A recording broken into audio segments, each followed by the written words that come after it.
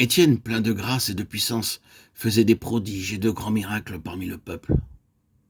Mais il ne pouvait résister à sa sagesse et à l'esprit par lequel il parlait. Actes 6, 8, 10.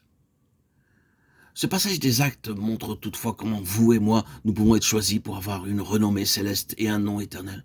Par exemple, il pourrait y avoir un certain croyant que nous nommerons, pour illustrer ce que nous disons, Subarao.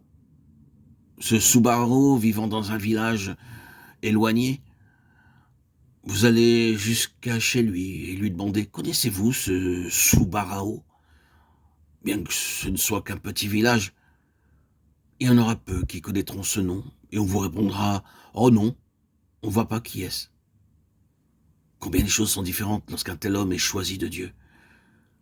Vous pourriez alors aller au ciel et demander à n'importe quel ange « Connaissez-vous Subarao ?»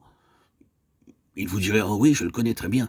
Il a été choisi par notre roi céleste, et notre roi lui-même nous a fait connaître son choix. » Sur la terre, un homme peut n'être rien, mais quand il est choisi par Dieu, il sera reconnu avec joie et allégresse par l'armée céleste. Il est attristant que si peu de croyants qui soient disposés à être ces vases choisis. Frères et sœurs en Christ, vous pouvez être un bon chrétien, ayant des conceptions élevées, mais sachez-le, Dieu désire plus que cela.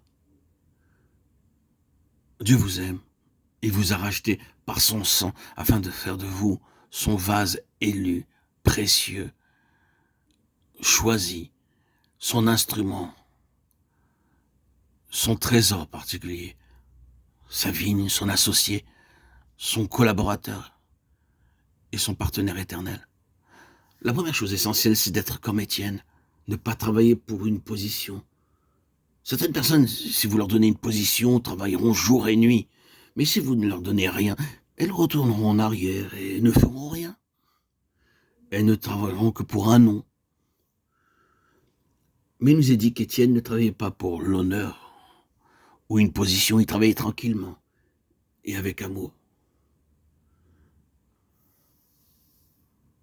Aux yeux de Dieu, une seule âme a plus de valeur que toute la richesse du monde.